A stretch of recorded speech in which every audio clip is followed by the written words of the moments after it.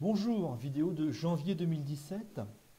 Alors, le thème central, c'est je ne vois aucun changement politique d'ici 10-15 ans, sauf bien sûr catastrophe, effondrement économique ou un choc extérieur ou intérieur. Quand je parle de choc intérieur, je pense surtout à l'islam radical, des attentats sans arrêt.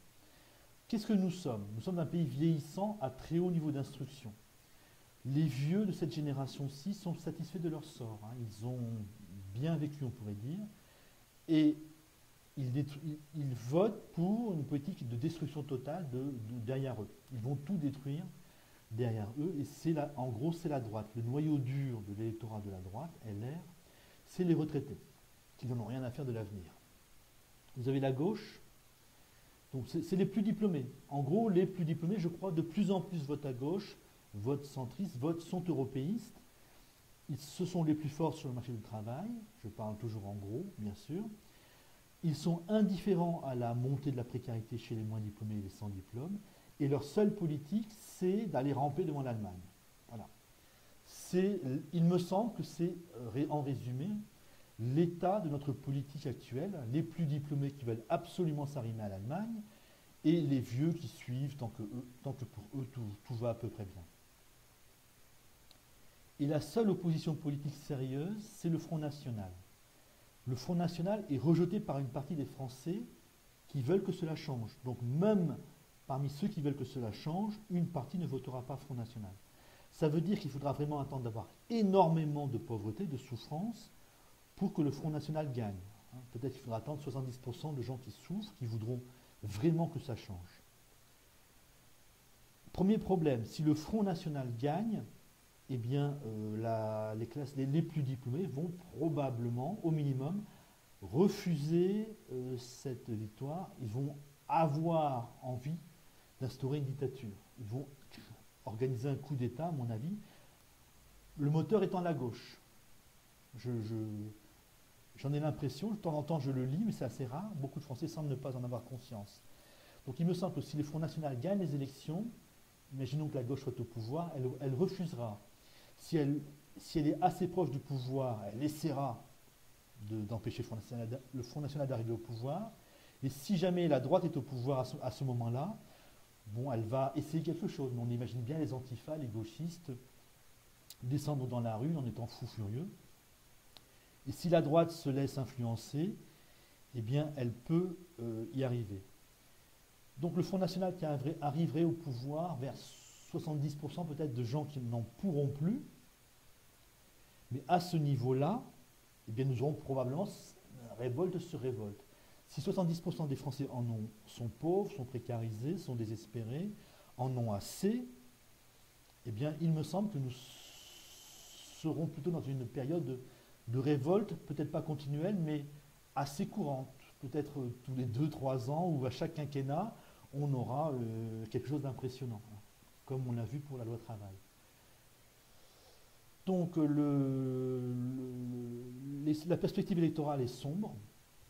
Soit il faudra attendre longtemps, et en plus, il est très possible que la gauche instaure une dictature, si le Front National gagne, soit nous aurons des révoltes.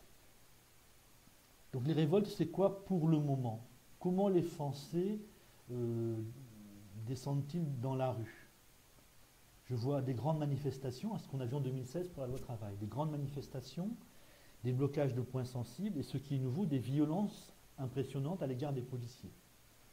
Les grandes manifestations, c'est totalement inutile. Face à un pouvoir qui veut vraiment, les manifestations ne servent strictement à rien.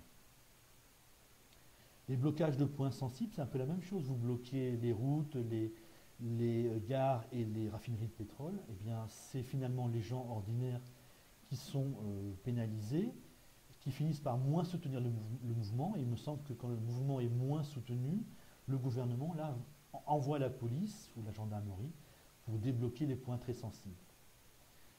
Donc j'ai l'impression que ça ne tient pas non plus. Et les violences policières qui me paraissent totalement inutiles et même contre-productives, on blesse des policiers, je ne vois pas à quoi, bon, pour moi c'est monstrueux, mais je ne vois pas à quoi ça sert.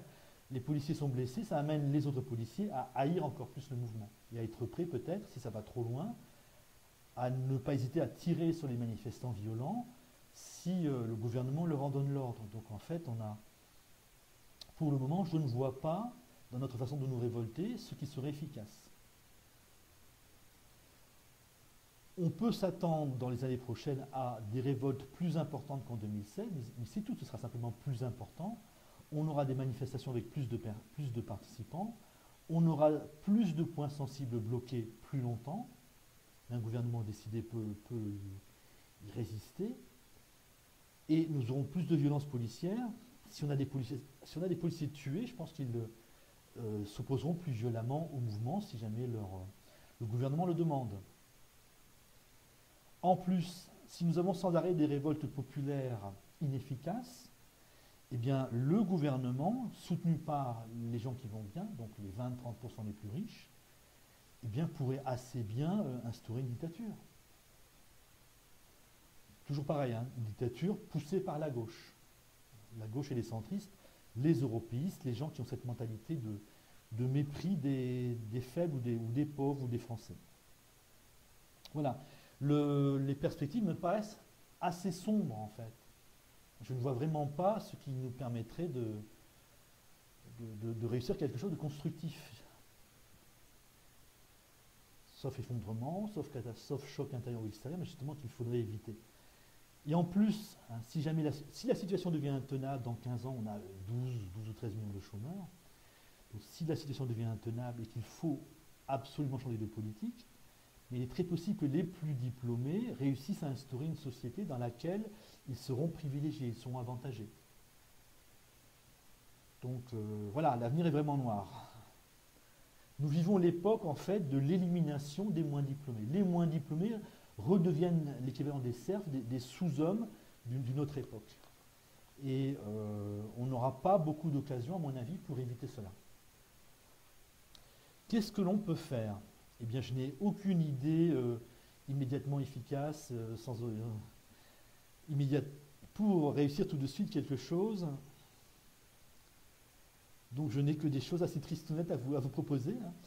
Une des choses à faire, c'est de voter à droite, parce que la droite, en gros, c'est les vieux du bassin parisien. Le noyau dur de la droite, c'est les vieux du bassin parisien. Donc, les hommes politiques de droite, quand ils sont face à leurs militants, l'idée d'instaurer une dictature leur vient peut-être un petit peu moins.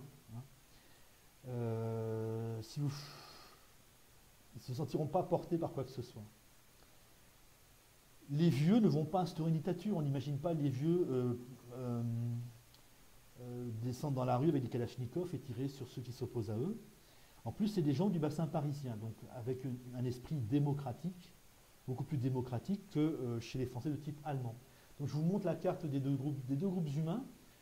En blanc, c'est le bassin parisien, donc c'est en gros, hein, c'est là où la droite domine, c'est le parti des vieux, qui a la mentalité d'égalité de liberté, donc ils ont moins de chances d'instaurer une dictature. La gauche, c'est l'espace sombre, essentiellement l'espace sombre de la moitié sud de la France, entre les deux espaces noirs. C'est la mentalité allemande de soumission, d'inégalité, c'est là où il y a le plus de diplômés, le plus de mépris, hein, la gauche méprise les autres. Donc ils sont plus dangereux pour la démocratie que les vieux de droite. Que peut-on faire face à la gauche pour essayer qu'elle soit moins tentée d'instaurer une dictature lorsque la situation deviendra intenable? C'est maintenant lui casser le moral. Ça veut dire quoi, lui casser le moral? Pourquoi d'abord? C'est des gens de type allemand. Donc eux ne connaissent que le mépris. Soit ils méprisent les autres, soit ils se laissent mépriser. Donc pour le moment, depuis 30 ans, la gauche passe son temps à insulter la France et les Français. En plus, il n'y a pas de réponse. Les gens du bassin parisien sont tellement civilisés ou tellement dans l'égalité qu'ils ne répondent même pas à la haine que propose la gauche. Depuis quelques années, donc je vous parle en 2017, depuis quelques années, depuis le quinquennat Hollande, en fait, la gauche commence à être vraiment violente, physiquement. Les antifas commencent à casser et à tabasser.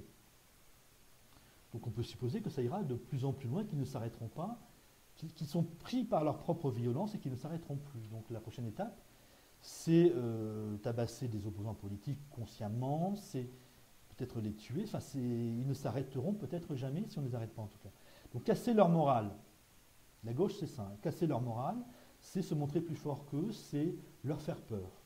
Et une fois qu'ils auront peur, eh bien, ils ne seront plus portés par leur propre violence et ils vont avoir tendance à ramper devant les plus forts qu'eux et à ne pas oser, même pas avoir l'idée, là, à ce moment-là, d'instaurer une dictature ou de délégitimer les autres comme le font les gauchistes aujourd'hui. Comment il faut faire? Donc, je vous l'ai dit, il faut se montrer plus fort qu'eux, il faut leur donner l'impression qu'il y a une haine énorme à leur égard, que les gens se retiennent d'aller les exterminer. Et comment faire? C'est dès que vous pouvez, ou face aux antifas et aux gauchistes dans les rues, là, il est important de s'opposer à eux, franchement, nettement, de ne pas reculer. Et si jamais ils commencent la bagarre, il faut répondre. Il est très important que ces gens-là sachent qu'ils sont dominés. Une fois qu'ils sont dominés, ils sont à terre, et quand ils sont à terre, ils n'instaureront pas, ils ne seront pas poussés ou ils n'oseront pas instaurer une dictature. Donc ça c'est pour les jeunes de gauche en quelque sorte, et pour les vieux de gauche, pour les gens aisés de gauche, pour les plus diplômés déjà insérés dans la société française et qui méprisent les autres, qui veulent absolument s'arrimer aux Allemands, eh bien, il faut leur faire peur, d'abord en leur cassant leur morale, en les insultant sans arrêt, quels abrutis ces gens de gauche. Dès que vous avez l'occasion de parler soit des gens de gauche, soit indirectement des gens de gauche, vous dites toujours, les gens de gauche sont des abrutis, des débiles profonds, ils sont des idiots. Il faut tenir à leur réaction. Une fois que vous aurez tenu, après, vous aurez une réaction très, très, très dure, mais une fois que vous aurez tenu, eh bien, ils seront définitivement soumis. Et si de temps en temps les gens de gauche entendent, mais on va finir par les exterminer comme on a exterminé les nobles ou massacré les nobles au moment de la Révolution française, s'ils ont l'impression d'une haine absolue de beaucoup de Français à leur égard, là, donc, le jour du grand choix, le jour des grandes décisions, vous diminuez considérablement le risque qu'ils instaurent une dictature, ou qu'ils essaient d'instaurer une dictature. Il faut aussi se préparer à agir, c'est-à-dire on aura des révoltes de plus en plus impressionnantes, inefficaces probablement, mais de plus en plus impressionnantes. Il y a un moment quand vous sentirez que cette révolte ira jusqu'au bout, qu'une très grande majorité des Français veut vraiment que ça change, là, les individus ou les petits groupes conscients des choses, qui sont prêts à assumer le changement, peut-être qu'il leur suffit d'aller appuyer, taper sur les points sensibles du système pour le faire basculer dans quelque chose de nouveau, ou dans la discussion, le début d'une reconstruction. C'est quoi les points sensibles du système? C'est les députés, les journalistes des grands médias européistes, les experts qui tournent sans arrêt dans ces grands médias, les riches qui font de la politique. Si toutes ces personnes, si le jour de la grande révolte, nous allons chatouiller délicatement toutes ces personnes, peut-être que le système aura pendant quelques jours un trou noir, un vide, sur lequel il sera possible peut-être de commencer à préparer quelque chose. Commencer à entraîner une discussion qui ferait que les partisans du système ne pourraient plus revenir au premier plan et imposer leur volonté. Voilà, je crois avoir tout dit. J'espère ne pas avoir dit trop de bêtises. Salut!